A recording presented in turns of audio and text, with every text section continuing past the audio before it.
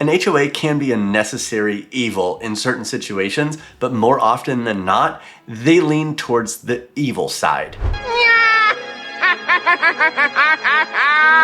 So today we're talking about my top 5 favorite neighborhoods in Charleston with no HOA. Welcome back, everybody. As always, I am Bill, your favorite YouTubing Charleston realtor, and I am a former homeowners association president. You disgust everyone. Okay, I got that out of the way. That is true, but we're not talking about that. We're talking about neighborhoods without homeowners associations and where you can find a home where Karen down the street can't tell you what you can and can't do and what color you can and can't paint your house. All right, so let's get started. And these are in no particular order, but the first one we're gonna talk about, I'm a little biased on because if you've watched any of my other content, you've probably learned that I recently just moved here over the past year, and that is the Harbor Woods area. But we're not just talking about Harbor Woods. We're gonna talk about that whole area, and there's been 3 or 4 little neighborhoods in there. You've got Lawton, Bluff, and Stiles Point. Now, these are located just off of Harborview Road between Harborview and Fort Johnson, and it puts you about 10 to 15 minutes from both downtown and Folly Beach.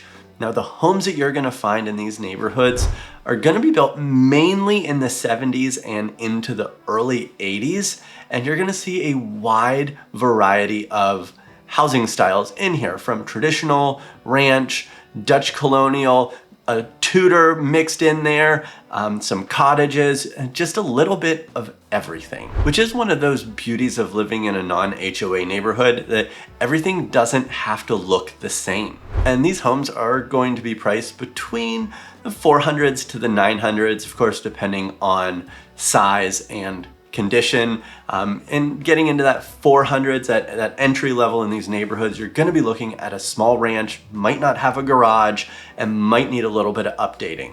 And the reason I chose this, apart from living there, and why other people choose to live in this area, is mainly that location. Like I said, you are 10 to 15 minutes from downtown and to Folly Beach. In addition, you are right next to Stiles Point Elementary School and James Island High School, as well as all of the soccer fields right on the other side of Fort Johnson. Some other benefits are the Harris Teeter Shopping Center, which has some restaurants and bars. We love to go up to Odyssey Bottle Shop or Crust Pizza, and it's just super convenient to have that right there when you need it. Next, we're gonna head over to West Ashley to the Avondale Burns Down Windermere area, commonly just known as Avondale. Now, this is the area close to downtown, right where St. Andrews Boulevard and 17 meet, right in that triangle. And this is a super popular area. Homes in here were built in the 40s and 50s,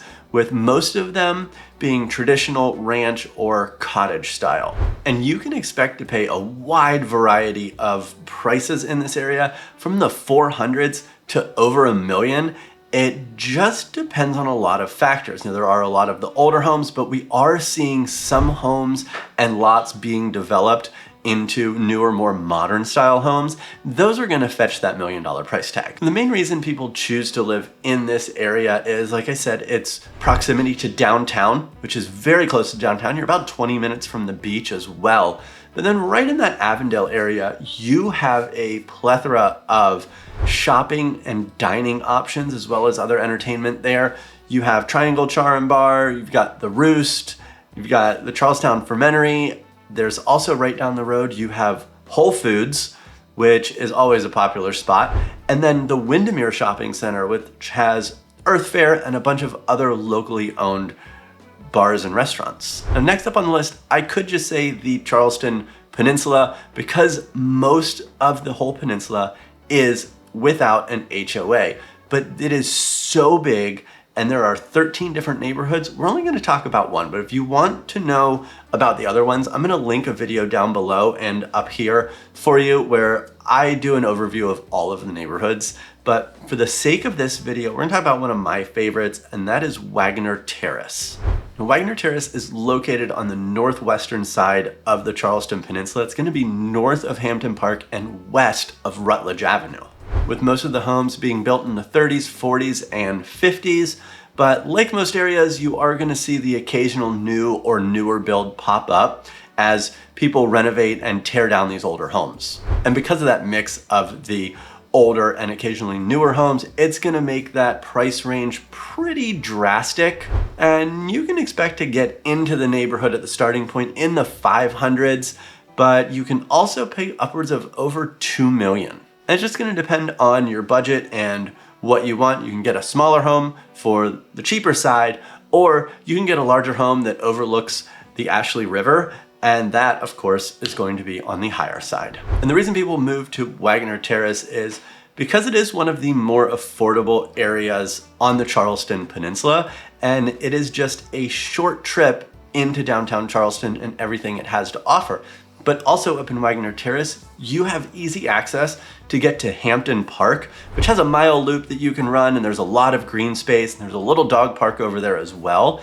And the Charleston Peninsula is expanding north very rapidly. So while you're there, you're gonna see a lot of these locally owned restaurants, bars, and shops continue to move up Rutledge and King Street into the Wagner Terrace area. Next, we're gonna head back to James Island for a different terrace, and that's Riverland Terrace. Riverland Terrace has always been one of my favorite neighborhoods in all of Charleston. Its location is amazing. Now, you are right along the Stono River and Wapu Cut, and then also bordered by Maybank Highway and the Charleston Municipal Golf Course. The homes you're gonna find in Riverland Terrace could be built anywhere from the 1920s up into the 2020s, and be anywhere from 600 square feet, you heard that right, to over 3,000 square feet. And because it borders 2 rivers, there is a good chance that you can get a large home on deep water. But with all of that variety comes the biggest difference in prices of all of these neighborhoods that we're talking about today. That 600 square foot home, you could probably get that for 300 to the low 400s.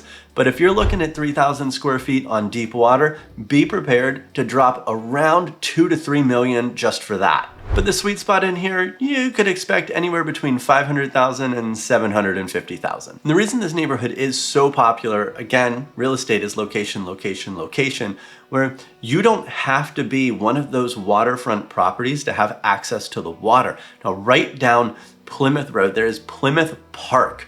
So there is a awesome playground there for the kids. People actually bring old toys into there and just leave them so that the kids can play with them. It's an amazing playground that my kids love to go to. But also right there, you have a public boat launch right onto the Wapu Creek. So you are a short boat trip to the Stono River or right out into the Charleston Harbor. In addition to that, if you've got a golf cart, you can take that over to the Terrace Plaza, where you're gonna have the Terrace Theater, which is an indie movie theater here in Charleston, and also restaurants like Paddock and Whiskey, Crust Coastal Pizza, and Maybank Public House. And then right across Maybank, you have the Poorhouse, which has music almost every single night and a farmer's market on the weekends. And then next to that, you have Charleston Sports Pub and one of my family's favorite Mexican restaurants in town, Azul. And lastly, we have Shadow Moss. Well, parts of Shadow Moss. See, there's a few little subsections that do have a $200 a year HOA dues. Specifically, these are Dunwoody, Middleborough, and Turnberry. But as for the rest of it, you are free and clear. The location of Shadow Moss is out in West Ashley, right at the corner of Bees Ferry and Highway 61. Most of the homes in here were built in the 80s and 90s with mainly traditional ranch and cottage style homes.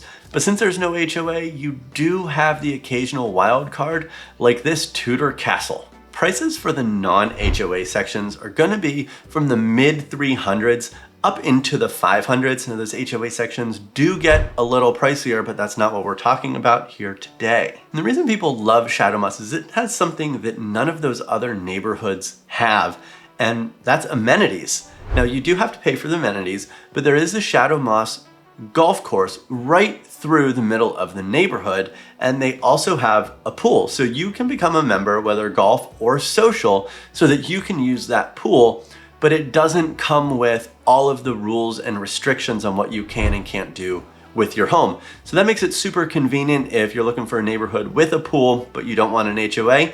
just become a member over there. So those are my top 5 neighborhoods with no HOA. Let me know what your favorites are down below. And I've got these videos over here that I think you should really check out. And if you're looking to make a move in the next 3 days to 3 years, give me a call because I can help. Have a good one, and I'll see you on the next video.